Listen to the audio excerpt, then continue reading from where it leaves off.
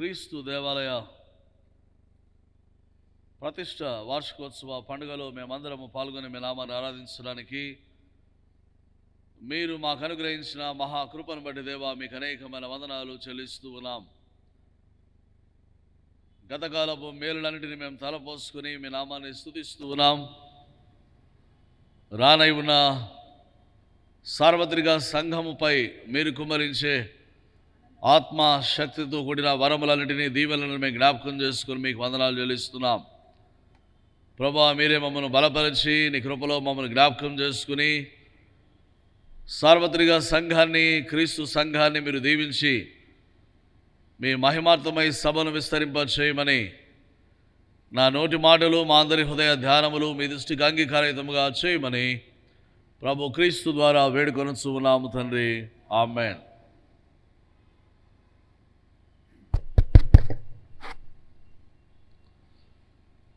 ప్రభునందు ప్రేమైన వలన యేసు క్రీస్తు ప్రభు యొక్క పరిశుద్ధమైన నామమున చేరవచ్చిన మీ అందరికీ క్రీస్తు దేవాలయ 21వ ప్రతిష్ఠ పండుగ మరి వార్షికోత్సవ శుభాకాంక్షలు మీ అందరికీ తెలియజేస్తూ ఉన్నాను. దేవుడు తన మహాకృపలో నేటి వరకు మనలను కాపాడి దేవాది దేవుడు చేస్తున్న మేలులన్నిటిని బట్టి మనం దేవునికి వందనస్తులమై ఉన్నాం. కీర్తనాకారుడు అంటాడు, నా ప్రాణమా యెహోవాను సన్నుతించుము, ఆయన చేసిన ఉపకారములలో దేనిని మరువకము. ప్రేమైన దేవుని వలన దేవుని కృపా ఈవులు మరువక మనం దేవునికి కృతజ్ఞతాస్తుతులు చెల్లింపబద్దులమై ఉన్నాం. ఈరోజు వాక్య ధ్యానం కొరకై ప్రవక్త అయిన యెహెజ్కేలు గ్రంథం 47వ అధ్యాయము మొదటి నుండి కొన్ని వచనాలు క్లుప్తంగా మనము ధ్యానము చేద్దాం. ప్రవక్త అయిన యెహెజ్కేలు గ్రంథం 47వ అధ్యాయము. ప్రేమైన దేవుని వలన 47వ అధ్యాయంలో దూత ఒకరు ప్రవక్తను దేవాలయంలో నడిపిస్తున్నట్టుగా మనం చూస్తూ ఉన్నాం. దేవాలయంలో నడుస్తున్నటువంటి దైవజనుడైనటువంటి యెహెజ్కేలు ఒక నీటి ప్రవాహాన్ని చూస్తున్నాడు. ఈ ప్రవాహంలో నడుస్తూ వెళ్తూ ఉండగా ప్రారంభంలో మెడిమల లోతు మాత్రమే నీళ్లు ఉన్నట్లు, ఆ తర్వాత మోకాల లోతుగా నదీ ప్రవాహం పెరిగినట్లు, ఆ తదుపరి నడుము వరకు లోతు అది పెరిగినట్లుగా, ఆ తదుపరి ప్రవాహం దాటలేనంత గొప్ప నదిగా ప్రవక్త అందులో నడుస్తూ దేవుని కృపా దీవెనలు సంఘం మీద ఎలా ఉంటాయో దేవాది దేవుడు ఈ గొప్ప దర్శనం ద్వారా మనకు జ్ఞాపకం చేస్తూ ఉన్నాడు. దేవాలయములో నుండి ఒక నది ప్రవాహాన్ని మనం చూస్తూ ఉన్నాం. యెహెజ్కేలు గ్రంథం 47వ అధ్యాయము మొదటి 2 వచనాలు మనం చదువుకుందాం.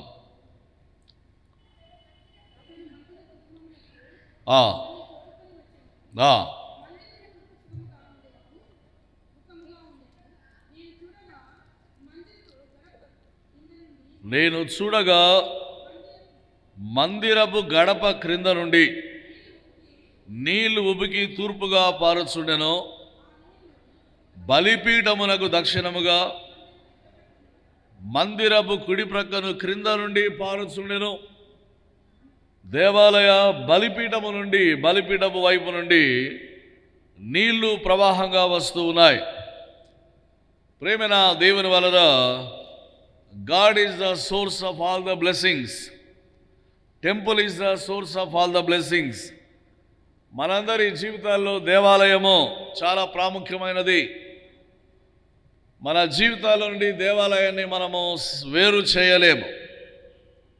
మనము పుట్టగానే తల్లి మనల్ని తీసుకొని వచ్చి బాలింత స్తుతులు ఇక్కడ చెల్లిస్తుంది. దేవా, గర్భం సమయంలో, ప్రసవ సమయంలో నాకు తోడుగా ఉంటివి, మరణకరమైన వేదన వంటి ప్రసవ వేదనలో నాకు తోడుగా ఉండి నన్ను కాపాడావు, నా బిడ్డను కాపాడావు దేవా. గర్భఫలం నీ బహుమానమే కదా నాయనా, పిల్లలు నీ స్వాస్థ్యమే కదా తండ్రి అని తల్లి ఇక్కడికి వచ్చి దేవునికి మొట్టమొదటగా స్తుతులు చెల్లిస్తుంది. దాని బాలింత స్తుతి అని మనం అంటాం. పుట్టగానే తల్లి నిన్ను దేవునికి పరిచయం చేస్తుంది. ఆ తర్వాత బాప్తిస్మము, దేవాలయ ప్రారంభంలోనే మన సంఘాలన్నిటిలో బాప్తిస్మము తొట్టి అక్కడ ఉంటుంది. ఎందుకనగా దేవుణ్ణి ఆరాధించడానికి, సేవించడానికి వచ్చే ప్రతి వారు బాప్తిస్మము ద్వారా క్రీస్తు సంఘములో ప్రవేశించడానికి అర్హతను పొందుకుంటాడు. అలనాడు దేవుని సేవ చేయడానికి వచ్చే ప్రతి యాజకుడు గంగాళము వద్ద తన కాలు చేతులు కడుగుకొని ప్రత్యక్ష గుడారంలో ప్రవేశించేవానిగా ఉన్నారు. మనం కూడా ఈరోజు దేవుని ఆరాధించడానికి వచ్చే ప్రతి ఒక్కరం క్రీస్తు రక్తంలో కడగబడి మన పాపాలు ఒప్పుకొని తండ్రి కుమార పరిశుద్ధాత్మ దేవుని నామమున బాప్తిసం పొందిన పిమ్మట క్రీస్తు సంఘములో మనం ఒక అవయవముగా చేర్చబడతాం. So that is the beginning of our faith journey. నమ్మి బాప్తిసం పొందువాడు రక్షింపబడును. మన తల్లిదండ్రులు విశ్వాసంతో, నమ్మకంతో మనల్ని తీసుకొని వచ్చి దేవునికి మనల్ని ప్రతిష్ఠ చేస్తారు. నీవు యవ్వన కాలానికి వచ్చిన పిమ్మట నీకు నీవే మళ్ళీ నీ స్థితిని గుర్తించి, నేను పాపినై ఉంటిని, నేను పాపములో పుట్టాను, పాపములోనే నా తల్లి నన్ను గర్భం ధరించింది, దేవా యవ్వన కాలంలో నాకు జ్ఞానం కలిగింది, నాకు నేనుగా నా జీవితాన్ని నీకు సమర్పించుకుంటున్నాను, నీ కొరకు నేను నమ్మకంగా బ్రతకాలి. అయితే శక్తి చేత, బలం చేత కాదు, ఆత్మ ద్వారానే ఈ కార్యం జరుగుతుంది కనుక దేవా నీ ఆత్మను నాకు దయచేయని యవ్వన కాలమున బిడ్డ ఇక్కడికి వచ్చినప్పుడు గురువుల ప్రార్థనలు, బిషప్ గారు హస్త నిక్షేపణ ఉంచి ఆ బిడ్డ కొరకు ప్రార్థన చేసే నిర్ధారణ క్రమంలో మనం దేవుని ఆత్మతో నింపబడే వారంగా ఉన్నాం. అపోస్తలుల కార్యములలో అపోస్తలులు వెళ్ళి వారి మీద చేతులుంచినప్పుడు వారు పరిశుద్ధాత్మను పొందిరి అని చూస్తాం. దానికి సాదృశ్యంగా నిర్ధారణ, confirmation. You are confirming that you are a child of God. You belongs to this family. This is the holy family and you are part and parcel of this holy family. నేను ఈ పరిశుద్ధ సంఘానికి, ఈ సహవాసానికి చెందినవాడమని నీవు నిర్ధారించుకొని ఇక్కడికి వచ్చిన పిమ్మట యేసు క్రీస్తు ప్రభు యొక్క రక్తమాంసాల్లో మనము దినదినము పాలు పంపులు పొందడం ద్వారా నూతన బలాన్ని పొందుకుంటూ పరిశుద్ధాత్మ నడిపింపులో మనము వర్ధిల్లే వారంగా మనం చూస్తాం. ఇవి ప్రారంభ అనుభవాలు. ప్రవక్తలు 3వ వచనములో మనం చూస్తే, ఆ మనుషుడు కొలనూలు చేతబట్టుకొని తూర్పు మార్గమున బయలు వెళ్ళి 1000 మూరలు కొలిచి ఆ నీళ్ల గుండా నన్ను నడిపించగా నీళ్లు చీలమండ లోతుండెను. నీళ్ళు ఎంతవరకు ఉన్నాయంట? మెడిమల వరకు ఉన్నాయి. ఎక్కడున్నాయి చెప్పండి? This is the beginning of our faith journey. ఇందాకే చెప్పినట్లుగా ఈ దేవుడు లోకమును ఎంతో ప్రేమించెను కాగా ఆయన కుమారుడైన యేసు క్రీస్తు ప్రభువునందు విశ్వాసముంచు ప్రతివాడు నశింపక నిత్య జీవము పొందినట్లు ఆయనను. ఆ తర్వాత వచనం చాలా ప్రాముఖ్యమైంది. లోకము తన కుమారుని ద్వారా రక్షణ పొందుటకే గాని లోకమునకు తీర్పు తీర్చుటకు దేవుడు ఆయనను లోకములోనికి పంపలేదు. కాబట్టి యేసు క్రీస్తు ప్రభు ఈ లోకానికి తెంచి మార్గంగా, సత్యంగా, జీవంగా ఆయన తను తాను మనకు ఆయన ప్రత్యక్షపరచుకున్నాడు. ఈ ప్రత్యక్షత పొందిన మనం ఏమంటామంటే, దేవా నీ వాక్యము నా పాదములకు దీపము, నా త్రోవకు. So God is the source of all the blessings and temple is the source of God's presence. కీర్తనకారుడు 46వ కీర్తన 4వ వచనంలో ఒక మాట అంటాడు, ఒక నది కలదు, దాని కాలువలు దేవుని పట్టణమును సర్వోన్నతుని మందిరపు పరిశుద్ధ స్థలమును సంతోషపరచుచున్నవి. దేవుని మందిరంలో నుండి ప్రవహించే ఈ నది దేవుని పట్టణాన్ని సంతోషపరిచేది. ప్రేమైన దేవుని వలన హన్నాకు సంతానం లేదు. ఇంట్లో ఎన్నో అవమానాలు. ఈ అవమానాల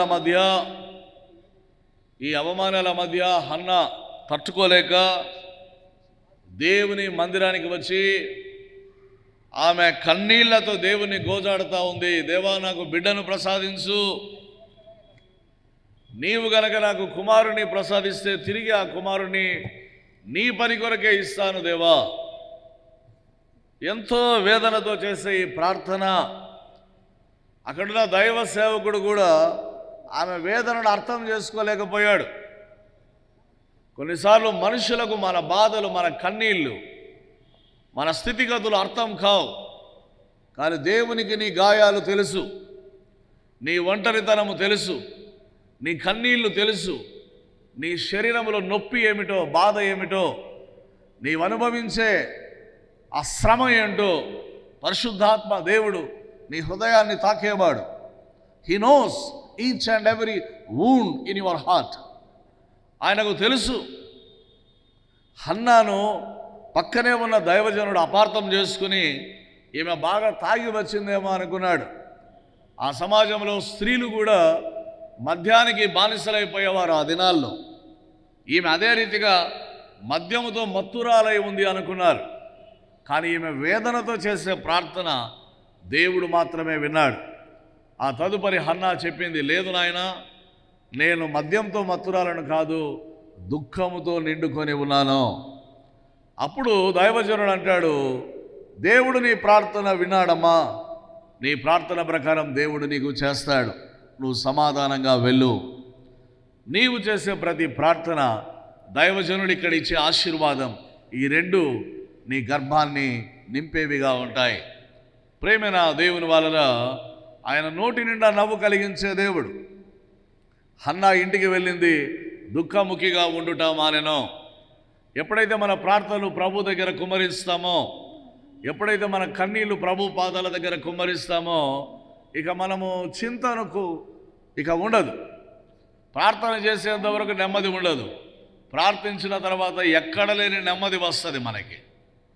ఎంతో ఆందోళనగా ఉంటాం, కానీ 5 నిమిషాలు మోకాలుని చేసుకునే ప్రార్థన నీకు చాలా నెమ్మదినిస్తుంది. కాబట్టి దేవుని మందిరం, హన్నా వచ్చింది కన్నీళ్లతో ప్రభు పాదాలు కడిగి ఆయన సన్నిధిలో గోజాడి నాట నుండి దుఃఖముఖిగా ఉండుట మానెను. యెహోవా హన్నాను జ్ఞాపకము చేసుకొనెను. దేవుని వర్ణన, దేవుడు నిన్ను జ్ఞాపకం చేసుకునే స్థలం ఇది. అందుకే యాకోబు ఏమంటాడంటే, ఇది పరలోకపు గవిని, నాకు తెలియకపోయాను. ప్రేమైన దేవుని వలన ఇది పరలోకపు గవిని. భూమి మీద పరలోకం ఏదైనా ఉందా అంటే అది దేవుని మందిరమే. పరలోకం ఎలా ఉంటుందో దేవుని మందిరంలో నీవు దాన్ని రుచి చూస్తావు. కీర్తనలు పాడేటప్పుడు, ప్రార్థనలు చేసేటప్పుడు, వాక్యాన్ని వినేటప్పుడు, క్రీస్తు రక్తంలో పాలుపంపులు పొందే సమయంలో నీ ఆత్మ తెప్పరిల్లుతుంది. పరిశుద్ధాత్మ దేవుడు నీ గాయాలు కట్టినప్పుడు ఇది పరలోకపు అనుభవంతో నీవు నీ ఇంటికి వెళ్తావు. This is the beginning of our faith journey. దేవుని వర్ణన ఈ మెడిమలలోతు అనుభవంలోనికి మనము రావాలి. కీర్తనాకారుడు ఏమంటాడంటే, శ్రమ వేదన నన్ను పట్టి ఉన్నవి, అయినను నీ ఆజ్ఞలు నాకు సంతోషము కలగజేయుచున్నవి. కీర్తనాకారునికి శ్రమ ఉంది, కీర్తనాకారునికి వేదన ఉంది. అయితే ఆ శ్రమలో, వేదనలో ఏమంటున్నాడంటే, నీ ఆజ్ఞలు నాకు సంతోషము కలగజేయుచున్నవి. ఇప్పటికీ కుటుంబాలు దర్శించేటప్పుడు చాలా సంతోషం. కొన్ని ఇళ్లలో చూస్తే మంచము తలగడ దగ్గరే బైబిల్ కీర్తనముకు పెట్టుకొని ఉంటారు పెద్దలు. కొంతమంది వాళ్ళు ఖాళీ సమయం అప్పుడల్లా బైబిల్ చదువుకుంటారు, ఖాళీ సమయం అప్పుడల్లా కీర్తనలు పాడుకుంటూ ఉంటారు. గ్రామాల్లో మన పెద్దలు వెంటనే చీకటి పడతానే తిని బయట నులక మంచాలు వేసుకొని పండుకొని ఈ సాయంకాలం అని పాడుకునేవాళ్ళు, ఆకాశము భూమి అని పాడుకునేవాళ్ళు, దేవుడే నాకు ఆశ్రయం అని పాడుకునేవాళ్ళు. కరెంటు లేదు కానీ దేవుని వెలుగుతో నింపబడ్డాయి ఆ పూరి గుడిసెలు. ఈరోజు ఇంటి నిండా లైట్లు, గృహాలన్నీ దగదగ మెరిసిపోయేంత వెలుగుతో మనం ఉన్నాం. కానీ చాలా కుటుంబాల్లో చీకటి. Why? Because there is no place for the word of God. దేవుని వాక్యానికి చోటు లేకపోవడం. పెద్దల తలగడ దగ్గర బైబిల్ కీర్తన పుస్తకం ఉంటే మన తలగడ దగ్గరికి సెల్ ఫోన్లు వచ్చాయి. ఇప్పుడు నిద్రపోయేంత వరకు సెల్ ఫోన్, లేచిన నుంచి మళ్ళీ సెల్ ఫోన్. నువ్వు అనుకుంటావు నేను కూడా వాళ్ళు వీళ్ళు పంపే బైబిల్ పాటలు చదువుకుంటాను కదా, డివోషన్స్ చదువుకుంటాను కదా. No, your mobile will never become a Bible. బైబిల్ని ఏమంటారంటే హోలీ బైబిల్ అంటారు. సెల్ ఫోన్ ఎప్పటికీ హోలీ సెల్ ఫోన్ కాదు. కాబట్టి ప్రేమైన దేవుని వలన బ్యాక్ టు పెవిలియన్ అంటారు, లేదా బ్యాక్ టు బేసిక్స్ అంటారు. మనం మళ్ళీ ఎక్కడికి రావాలంటే వాక్యం దగ్గరికి రావాలి. నీ శ్రమ, నీ వేదన నీకు ఎన్ని ఉన్నా దేవుని వాక్యము మిక్కిలి స్వచ్ఛమైంది, అది నీకు ప్రియంగా ఉంటుంది. మనం అల్పులంగా నిరాకరించబడిన వారంగా ఈ లోకంలో ఉంటాం. కానీ దేవుని ఉపదేశాలను మనం మరొక ఎప్పుడైతే ఉంటామో అప్పుడు మనము ఈ అనుభవంలోనికి వస్తాం. పేతురు అందుకే గొప్ప పిలుపునిస్తున్నాడు. అపోస్తలుల కార్యములు 2వ అధ్యాయము 38వ వచనములో ఏమంటున్నాడంటే, మీరు మారు మనస్సు పొంది పాప క్షమాపణ నిమిత్తము ప్రతి వాడు యేసుక్రీస్తు నామమున బాప్తిస్మము పొందుడి, అప్పుడు మీరు పరిశుద్ధాత్మ అను వరము పొందుదురు. కాబట్టి ప్రేమైన దేవుని వలన ఈ మడిమల లోతు అనుభవం ఏమిటంటే, ప్రభువైన యేసునందు విశ్వాసం ఉంచి మన పాపాలు ఒప్పుకొని మారు మనస్సు పొంది బాప్తిస్మము పొందే అనుభవంగా మనము జ్ఞాపకం చేయబడుతూ ఉన్నాం. రెండవదిగా యెహెజ్కేలు గ్రంథం 47వ అధ్యాయము 4వ వచనాన్ని మనం చదువుకుందాం. ఆయన మరి 1000 మూరలు కొలిచి నీళ్ల గుండా నన్ను నడిపించగా నీళ్లు మోకాళ్ళ లోతుండెను. విడారా, మీరు అర్థం చేసుకోవాలా, మీకు అర్థమయ్యేలా గమనించండి, నన్ను గమనించండి. బలిపీఠం దగ్గర నుంచి నీళ్లు ప్రవహిస్తున్నాయండి. బలిపీఠం దగ్గర నుంచి ఇక్కడ నిలబడిన వారికి నీళ్లు ఎంత లోతున్నాయంట? మెడిమల లోతు. ఇంకా 1000 మూరలు, ఇంకా డిస్టెన్స్ పోతే లోతు ఎంత ఉందంట? మోకాళ్ళ వరకు. ఇది మోకాళ్ళ అనుభవం, ప్రార్థనా అనుభవం. దేవుని సంఘానికి ప్రార్థన అన్నది, దేవుని సంఘంలో నుంచి ప్రార్థనను వేరు చేయలేం. ఒక విశ్వాసి బ్రతుకులో నుండి ప్రార్థనను మనం ఎప్పటికీ దూరము చేయలేం. అందుకే మనం పాట పాడుకుంటాం కదా, ఓ ప్రార్థన సుప్రార్థన నీ ప్రాభవంబు మరతున. నీ ప్రభావం ఎంత గొప్పది! నా ప్రభువును ముఖాముఖిగా చూసే భాగ్యం నీ ద్వారానే నాకు కలుగుతుంది. నేను పరదైసుకు వచ్చినప్పుడు ప్రార్థన, నేను నిన్ను అభినందిస్తాను అంటాడు భక్తుడు ఆ కీర్తనలో. కారణం ఏమిటంటే, యాకోబు ఇంట్లో కొట్లాడి అన్న చంపేస్తానంటే భయపడి ఒంటరి వానిగా పారిపోతున్నాడు. పారిపోతున్న యాకోబు గాఢాంధకారపు మధ్య ఒక రాయి తీసుకొని తలగడగా పెట్టుకొని ఎంతసేపు ఒంటరితనంలో ఏడ్చాడో మనకు తెలియదు. వాక్యం ఏమంటుందంటే, పాడైన ఎడారిలో నేను నిన్ను కనుగొంటిని అంటాడు దేవుడు. పాడైన ఎడారి, తేళ్ళు పాములు భయంకరంగా సంచారం చేసే చోటున ఒక రాయిని తలగడగా చేసుకొని యాకోబు పడుకొని దిక్కులేని వానిగా ఉన్నాడు. ఇలాంటి దిక్కులేని వానికి దేవుడు దర్శనమిస్తున్నాడు. భూమి మీద నుండి పరలోకం మీదకి ఒక నిచ్చెన వేయబడింది.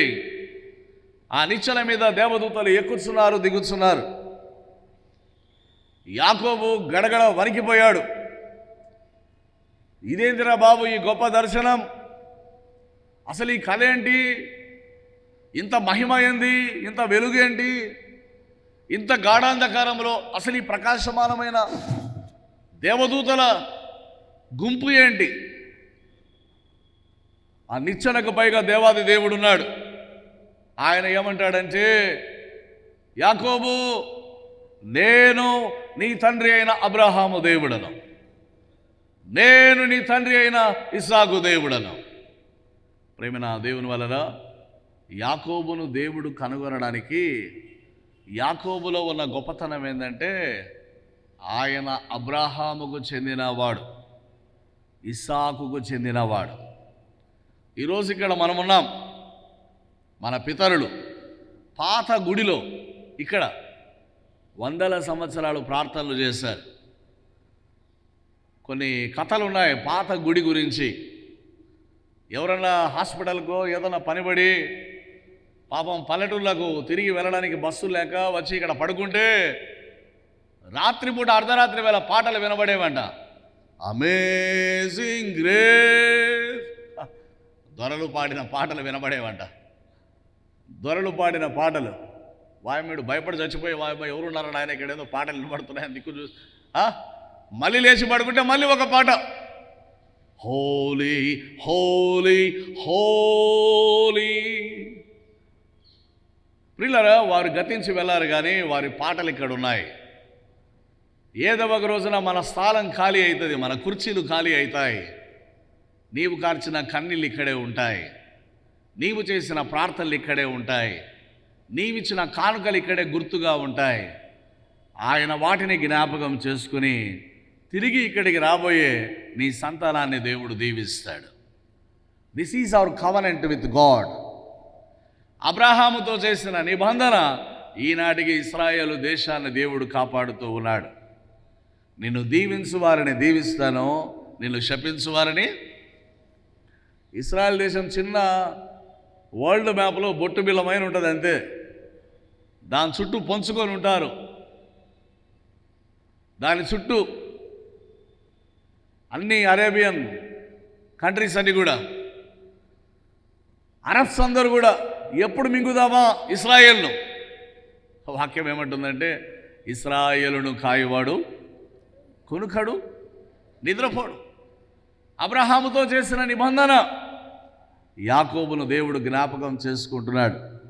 నీవిక్కడ ఉన్నావు, నీ పితరులను బట్టి దేవుడు నిన్ను జ్ఞాపకం చేసుకుంటాడు. ఎందుకు చిన్నపిల్లలకు బాప్తిస్మం ఇక్కడ ఇస్తారంటే, చిన్నపిల్ల యొక్క విశ్వాసాన్ని బట్టి కాదు, తల్లిదండ్రుల విశ్వాసం.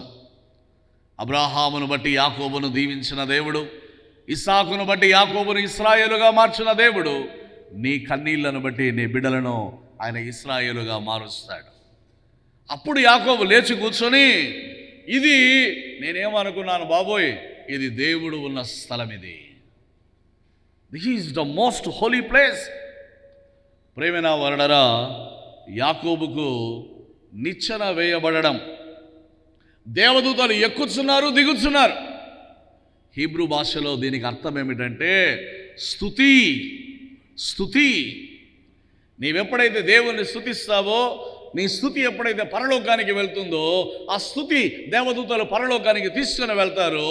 పరలోకం నుండి దీవెనల గంపలు మన దగ్గరికి తీసుకొని వస్తారు. యేసు చేతులు 5 రొట్టెలు 2 చేపలే ఉన్నాయి. వాటిని స్తుతులు చెల్లించి, కృతజ్ఞతాస్తుతి చెల్లించి విరిచినప్పుడు 5,000 మంది ఆకలి తీరింది. There is power in the praise. అందుకే పాటలు పాడే సమయానికే మనం రావాలా. ఆడ కూర్చున్న చిన్న గుంపు పనే కాదు పాటలు పాడే పని, అందరి పని. అందరము కార్యక్రమాలకు వస్తాం, మన చేతుల్లో బైబిల్ ఉండదు, కీర్తన పుస్తకం ఉండదు. అందుకే మేము రెగ్యులర్గా ఏం పడతామంటే, కూడికొని ఉన్నాము, ఇదే కదా మనకు వచ్చేది అందరికీ. లేకపోతే పరిశుద్ధ, ఏమైనా కొత్త పాట పాడితే ఊడున్నాడు పాడేటోడు, మేమే పాడుకోవాలా, మేమే డోలు కొట్టుకోవాలా, మేమే అన్నీ చేసుకోవాలి కదా. కార్యక్రమాలకు వచ్చినప్పుడు విశ్వాసులైన దేవుని పిల్లల హ్యాండ్ బ్యాగ్లో చేతుల్లో ఏముండాలా, ఏముండాలా పలకండి, బైబిల్ ఉండాలా, ఆ 2 ఉండాలా. నీ పాట, దేవుని మాట, ఈ 2 నీ బ్రతుకుకు మూలం. ఒక పక్షికి 2 రెక్కలు ఉన్నట్టు your praise and prayer and God's word, ఇవి నీ బ్రతుకుకు మూలం. ప్రవక్త నడుచుకుంటూ వెళ్తూ ఉంటే మోకాళ్ళ వరకు నీళ్లు వచ్చాయట. నీ ప్రార్థన అనుభవం. ఒక బైబిల్ కాలేజ్ స్టూడెంట్స్ అందరినీ ఒక ప్లేస్కు తీసుకొని వెళ్ళారు. ఆ దేశంలో కొన్ని మంచి మంచి స్థలాలని చూసి వచ్చిన తర్వాత జార్జ్ ముల్లర్ అనే ఒక దైవజనుడి ఇంటికి తీసుకొని వెళ్ళారు. ఆ జార్జ్ ముల్లర్ అనే ఇల్లు చూసి కిందికి వచ్చిన తర్వాత బస్సులో లెక్క పెడితే ఒక స్టూడెంట్ తక్కువయ్యాడు. వార్డెన్కు టెన్షన్ అయింది. మళ్ళీ పరిగెత్తుకుంటూ ఆయన వెళ్తే ఒక్క యవనస్తుడు జార్జ్ ముల్లర్ గారు ప్రార్థన చేసిన స్థలం, అరిగిపోయి చిరిగిపోయిన కార్పెట్ ఏదైతే ఉందో ఆ రంధ్రాలు పడిన చోట ఈ యవనస్తుడు మోకాళ్ళుని, దేవా, జార్జ్ ముల్లర్ కాలంలో మీరెంత అద్భుతాలు చేశారో మా జీవితంలో కూడా అవే అద్భుతాలు చేయండి అని ప్రార్థన చేస్తున్నాడు. ఏడ్చి కొద్దిసేపు అయినాక, ప్రార్థన అయిపోయినాక వార్డెన్ అన్నాడు, ఆయన all are waiting for you, please come. యవనస్తుడు వెళ్ళి కూర్చున్నాడు. జార్జ్ ముల్లర్ ఏడ్చి ఒక సామాన్య దైవ సేవకుడు 2000 మంది అనాథలను 50 సంవత్సరాలు పోషించిన దైవజనుడు, 2000 మంది అనాథలను తరచూ అడిగేవారు, అయ్యా నీ బ్యాంకులో ఎంత ఉంది అంటే, నా బ్యాంక్ నా ప్రేయర్ రూమ్ అనేవాడు, నా ప్రార్థన గదే నా బ్యాంక్ అనేవాడు ఆయన. దేవుని వలన దేవా, జార్జ్ ముల్లర్ కాలంలో చేసిన అద్భుతాలు మా జీవితాల్లో కూడా చేయండి అని ప్రార్థించిన యవనస్తుడు ఎవరంటే డాక్టర్ బిల్లీ గ్రహం. ఈ భూమి మీద బిల్లీ గ్రహం గారు దర్శించినన్ని దేశాలు, కోట్ల మందికి ఆయన ప్రకటించినన్ని సందేశాలు ఏ ఒక్క సేవకుడు ఇంతవరకు చేయలేకపోయాడు. Heart in your desire in your heart, burning flame in our hearts. మన హృదయాల్లో మంట విస్తరించడానికి ప్రభు అన్నాడు, మీరు విస్తరించాలా, మీరు ఫలించాలా, మీరు సర్వలోకానికి వెళ్ళాలా, సర్వ సృష్టికి మీరు. ఆ దినాల్లో ఇక్కడ పాస్టేట్ 1, 2 మాత్రమే ఉంటే ఈరోజు 10 పాస్టేట్లుగా వృద్ధి చెందింది క్రైస్ట్ చర్చ్.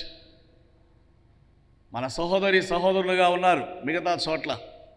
మొన్ననే దిన్నదేవరపాడులో చర్చి నిర్మాణం కొరకు ఫౌండేషన్ బిషప్ గారు వచ్చినప్పుడల్లా గుర్తు చేస్తారు, ఇంకా నలుదిక్కులా మీరు 4 దేవాలయాలు కట్టాలి.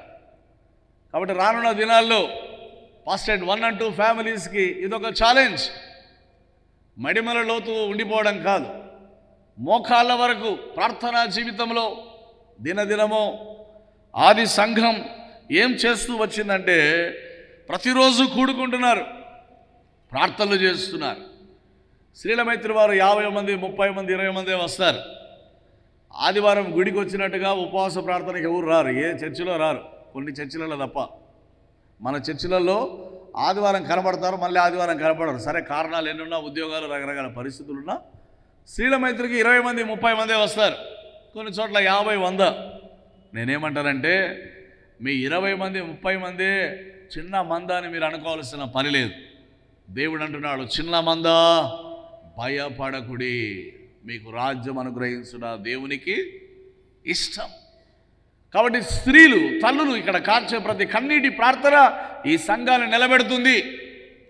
ఈ సంఘం జగజ్యోతిగా ఇది ప్రకాశమానంగా వర్ధిల్లాలంటే మీరు కార్చే ప్రతి కన్నీటి ప్రార్థన. మూడవదిగా యెహెజ్కేలు ప్రవక్త 47వ అధ్యాయంలో మనం చూస్తున్నాం. మరికొంత దూరం వెళ్ళినప్పుడు నీళ్లు ఎంతవరకు ఉన్నాయంట, మొలలోతు ఉండెను అంటున్నాడు. అంటే నడుముల వరకు వచ్చాయి. దైవజనుడైన పౌలు ఏమంటాడంటే, నేను క్రీస్తుతో కూడా సిలువ వేయబడి ఉన్నాను, ఇక జీవించువాడను నేను కాను, క్రీస్తే నా యందు జీవించుచున్నాడు. నేనిప్పుడు శరీరమందు జీవించుచున్న జీవితము నన్ను ప్రేమించి నా కొరకు తన్ను తాను అప్పగించుకున్న దేవుని కుమారుడి అందలి విశ్వాసము వలన. ప్రియులారా, నడుము లోతు అనుభవం ఏమిటంటే, మరి పని చేసే ప్రతి వారు గ్రామాల్లో ఏం చేస్తారంటే, మరి టవెల్ తీసుకుని వాళ్ళ భుజాల మీద టవెల్ ఉంటుంది కదా, ఏం చేస్తారు, దాన్ని నడుముకు కట్టుకుంటారు. ఏం చేస్తారు చెప్పండి? యేసుస్వామి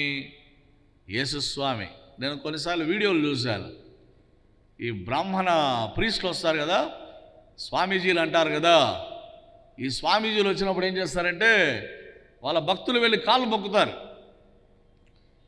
ఈ భక్తులు కాళ్ళు మొక్కితే ఈ స్వామీజీలు ఏం చేస్తారంటే వాళ్ళ కాళ్ళు తీసి వాళ్ళ తల మీద పెడతారు.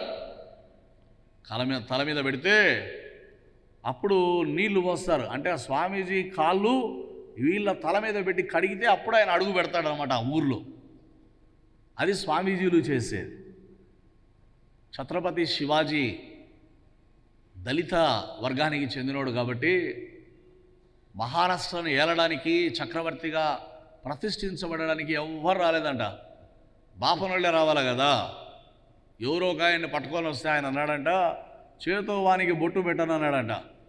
ఒరే స్వామి ఎట్టో గట్ట బొట్టు పెడుతూ రారా అంటే కాలుతో బొట్టు పెట్టాడంట, కాలుతో శివాజీకి. ఇది Brahminical system, caste system, such a cruel mentality even today prevailing చాలా చోట్ల. మొన్నటి రోజున విశ్వ హిందూ ఆర్ఎస్ఎస్ వాళ్ళు వెళ్ళి హెబ్రోన్ మందిరంలో ప్రార్థన చేసుకున్న పాస్టర్ను కొడతా ఉన్నారు. ఎక్కడనో కాదు, ఆంధ్ర తెలంగాణ అంతటా విస్తరిస్తూ ఉంది. దేవుని సంఘం గుర్తించాల, యూనిటీ ఇంపార్టెంట్. నువ్వు ఇట్లా నేను ఇట్లా అనుకుంటా ఉంటే వాడు వచ్చి అందరినీ తన్నిపోతాడు. అర్థమవుతుందా? ఆ ఏకత్వం చాలా ప్రాముఖ్యమైంది. యేసుస్వామి ఈ లోకానికి వచ్చినప్పుడు ఆయన కాళ్ళు శిష్యుల తల మీద పెట్టి మీరందరూ నా కాళ్ళు కడగనరా అనలే. తువాలు నడుముకు కట్టుకొని యేసు వారి పాదాలు కడిగాడు. నువ్వు పాస్టేట్ కమిటీకి వచ్చావంటే ఈ సేవ కొరకు నువ్వు వచ్చావు. You are not here for a power, you are not here for a status, you are here for a service. Each and every priest, each and every pastorate committee member, each and every church member, here we are to please God and serve the people. మన మనస్సు, మన హృదయాలు తగ్గాల. బాప్తిస్మమిచ్చు యోహాను అన్నాడు కదా, నేను తగ్గాలి, ఆయన. ఎన్ని సంవత్సరాలుగా వస్తున్నావు కాదు, నీ మనస్సుకు తగ్గింపు నేర్పకపోతే నీవింకా ఈ స్థితిలోనికి రావడం లేదు. తగ్గింపు నేనెంతగా ఇక్కడ నీవు తగ్గించుకుంటావో, ఎంత స్టేటస్ల కోసం పరిగెడతావో, ఎంత పవర్ల కోసం పరిగెడతావో, ఎంత గొప్పతనాల కోసం పరిగెడతావో, ఎంత కిరీటాల కోసం పరిగెడతావో అంతగా వెనకబడిపోతావు. నిన్ను నీవు ఎంతగా తగ్గించుకొని యేసు సేవ చేయడానికి నీవు ఇష్టపడతావో అంతగా నీవు హెచ్చింపబడతావు. ఈ సంఘములో ఉన్న నీవు, you are here to serve, not to rule. This is not the place to rule, this is the place to serve. యేసును ఆరాధించడానికి, ఆయన పాదాలు సేవ చేయడానికి, సంఘ సేవ చేయడానికి. ప్రభు అన్నాడు, నేను మీకు చేసినట్లే మీరును ఇతరులకు చేయండి అన్నాడా లేదా? చెప్పండి. ఏ స్వామి అంటే చేసిండలే బాబు, మాకు అవసరమా? సమాధానం తీసుకునేటోడు ఇట్టొస్తాడేమని ఆయన అట్టబోతాడంట. పేరుకే సమాధానం ఇచ్చేటోడు వచ్చిందనుకో, వాడు మనకు సరిపోనాడు అనుకో, ముఖం తిప్పుకొని బయటికి పోతాం కొన్నిసార్లు. Where is peace? Where is real forgiveness? Where is real obedience, humility? యేసుస్వామి, నేను దీన మనస్సు గలవాడను, మీ మీద కాడి ఎత్తుకోండి అంటున్నాడు. యేసుస్వామిలో అహంకారం లేదు, గర్వము లేదు. తను తాను పరిపూర్ణంగా రిక్తునిగా చేసుకున్న సంఘ సేవకునిగా మనం కూడా నడుము లోతు అంటే సేవకునిగా నిన్ను నీవు పరిపూర్ణంగా తగ్గించుకోవడం. చివరిగా ఆ మాట చదువుకొని మనం ముగించుకుందాం. ఏజ్కేలు గ్రంథం 47వ అధ్యాయము 5వ వచనాన్ని మనం చదువుదాం.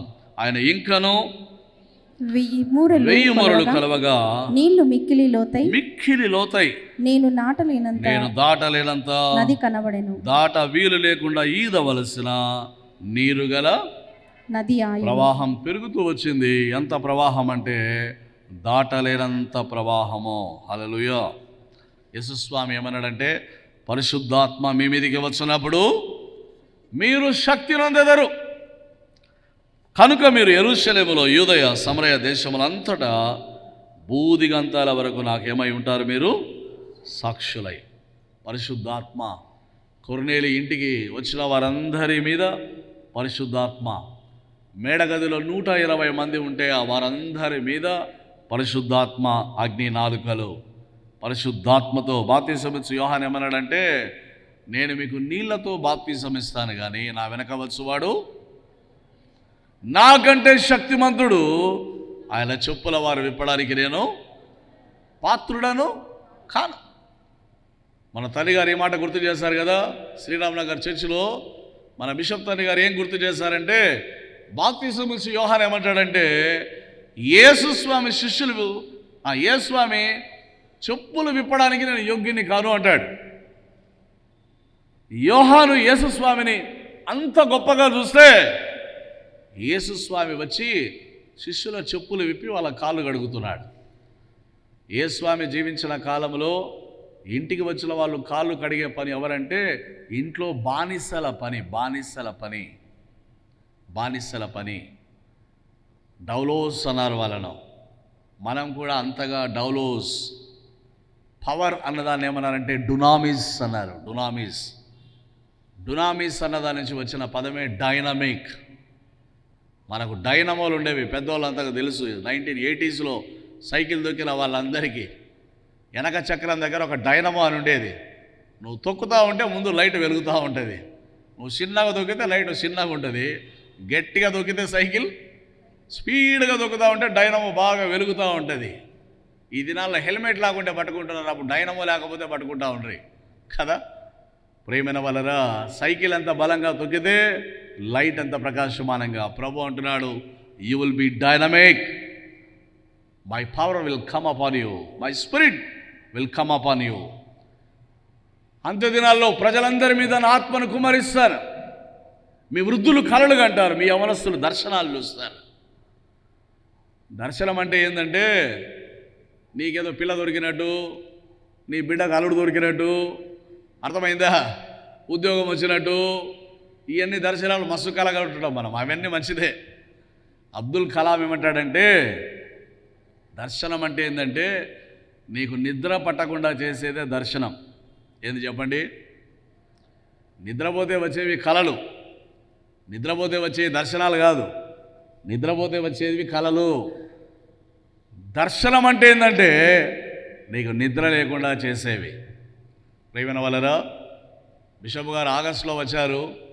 అనేక చోట్ల చర్చెస్ పునాదులు వేస్తూనే ఉన్నారు, శంకుస్థాపనలు చేస్తూనే ఉన్నారు, షాపింగ్ కాంప్లెక్స్ పునాదులు వేస్తూనే ఉన్నారు, కడతనే ఉన్నారు. రెస్ట్లెస్గా సంఘం we need to take this mission. Towers పనులు ప్రారంభిస్తూ ఉన్నాం దేవుని మహాకృపలో. త్వరలో షాపింగ్ కాంప్లెక్స్ పనులు మొదలు పెడతాం. త్వరలో మనం ఫంక్షన్ హాల్ పనులు ప్రారంభిస్తాం. రెస్ట్లెస్గా మనం ముందుకు వెళ్ళాలా. కమిటీ అనుకుంటారు 3 ఏళ్ళని, ఇట్టా అట్ట 2 పండగలు చేస్తే అయిపోయాయి మీ టైం. కాబట్టి టైం ఉన్నప్పుడే, వెలుగు ఉన్నప్పుడే సామాన్లు సర్దుకోవాలా. లైట్ పోయినాక సామాన్లు సర్దేది ఏముండదు. వెలుగు ఉన్నప్పుడే, టైం ఉన్నప్పుడే పని చేయాలా. నువ్విట్టా నేనిట్టా అనుకుంటానే 20 ఏళ్ళు అయిపోయింది. అర్థమైందా? ఎవరు గొప్ప అనేదాన్ని అయిపోయింది. 1 గొప్పనా 2 గొప్పనా, ఎవరు గొప్ప కాదు, ఎవరు గొప్ప కాదు, అంత ఒకరే. ఈడ యేసులో మనమందరము శిష్యులము. యేసుస్వామి అన్నాడు, మీరు వెళ్ళండి, మేక్ డిసైపుల్స్, శిష్యుల్ని చేయండి అన్నాడు. ప్రభువులు కాదు. Nobody is here a lord. మనం ఎవరం ప్రభులం కాదు ఇక్కడ. We are all disciples. Each disciple must carry his own cross. నాకు శిష్యునిగా ఉండే ప్రతివాడు సిలువను ఎత్తుకొని నన్ను వెంబడించాలా. సంఘమా, 20 సంవత్సరాలు దాటిపోయింది. 21 సంవత్సర ప్రతిష్ట పండుగలో నీవు ఉన్నావు. You must have a vision for the church. ఈ సంఘం గురించి నీకు చింత ఉండాలా. ఈ సంఘం గురించి నీవు ఆలోచన చేయాలా. దావీదుతో దేవుడు అన్నాడు, నీ చేతులు రక్తంతో ఉన్నాయి కాబట్టి నా మందిరం కట్టొద్దు అంటే, నన్ను కట్టొద్దు అని చెప్పినా నా కొడుకు కడతాడు కాబట్టి నా కొడుకు కట్టడానికి నేను వెల్త్ సిద్ధం చేస్తానని, దావీదు సిద్ధం చేసిన వెల్త్ ఎంత గొప్పదంటే కొన్ని లక్షల కోట్లు విలువైన సంపద మందిరం కట్టడానికి పోగు చేస్తే, సొలొమోను కట్టిన మందిరానికి కొట్టిన మేకులు కూడా బంగారు మేకులు. This is the vision and this is the mission. దేవుని వారలారా, we all should have vision. Where there is no vision, people perish. దర్శనం లేకపోతే ప్రజలు నశించిపోతారు. ఈ సంవత్సరం మళ్ళీ పండగ చేసుకున్నాం, పులగం పచ్చడి తిన్నాం, పొంగల్ వడ తిన్నాం, టమాటా బాత్ తిన్నాం, కాఫీ తాగినాం, చేతులు దుడుచుకున్నాం, భలే చేసినాం, చేతులు గుర్రలకు శాలువా కప్పినాం. ఇదంతా ఉత్త పంచాయతీ, ఇది వచ్చేది కాదు, పోయేది కాదు. What we can do each and every member must think what I can do for the church. యెరూషలేమా, నిన్ను ప్రేమించువారు వర్ధిల్లుతారు. యెరూషలేమా, నేను నిన్ను మరచిన ఎడల నా కుడి చెయ్యి తన నేర్పును మరచునుగాక. చాలామంది ఇక్కడ 200 సందాలు కట్టుకుంటా ఉన్నారు, బయట అన్నగారులకు దశంబాలు పంపుతూ ఉన్నారు. మీకు నమస్కారం పెడతా, ఉంటే ఈడన్నా ఉండండి, లేకుంటే ఆ మాట చెప్తే నువ్వేడా మమ్మల్ని పొమ్మనడానికి అని. సో ఎవడో వాట్సాప్లో పెట్టాడు నా గురించి. నేను పొమ్మని చెప్పడంలే, ఏమంటున్నాను, ఉంటే పలకండి, ఉంటే ఈడన్నా ఉండు, లేకపోతే 2 గుర్రాల మీద స్వారీ వద్దు అని చెప్తున్నా. ఈయన కట్టేది 200, అన్నగారికి బయట లక్షల దశంభాగాలు. మన తండ్రి గారికి వచ్చి చెప్తా ఉందంట ఒక ఆమె, 500 చేతులు పెట్టి, నా కొడుకు జీతం వచ్చింది తండ్రి గారు, మీరు ప్రార్థన చేసింటే ఉద్యోగం వచ్చింది, ఇదో తండ్రి గారు 500 కానుక ఇచ్చిందంట. మంచిదిలేమా, దేవునికి స్తోత్రం అంటే ఊరుకోవాలి కదా. మొదటి జీతం అంతా అన్నకు పంపించిన తండ్రి గారు అని చెప్తుందంట. ఆ అన్నకు పంపిందో మరి. This is your church, this is your mother church. నువ్వు పుట్టింది ఇక్కడ, రేపు మనం ఏమైనా అయితే తిరిగి మళ్ళీ వచ్చేది ఇక్కడికే, మళ్ళీ మనల్ని మోసేవాళ్ళు ఇక్కడ ఉన్న వాళ్ళే. Please think about the church. This is the 21st anniversary. Be thankful to God for all his mercies. రానున్న దినాల్లో దేవుని పని కొరకు మనం ఏం చేయగలం?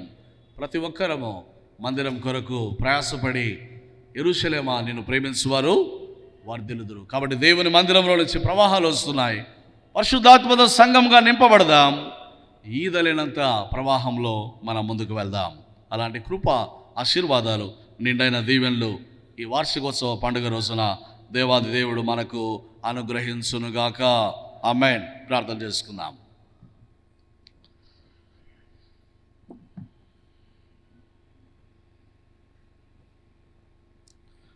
పాదాలలోతు సరిపోదయ్యా, మోకాళ్ళలోతు సరికాదయ్యా, ఈతల మునిగి లేవాలయ్యా, పాడి ఆడాలయ్యా. రావయ్యా యేసయ్యా, ఎండని జీవ నదిలాగా,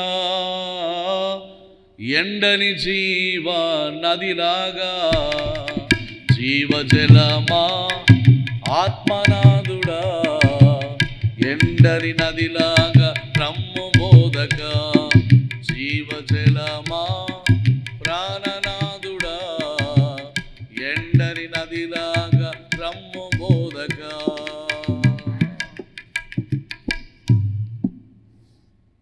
తండ్రి, కుమార, పరిశుద్ధాత్మ త్రియేక దేవుని నామం పేరిట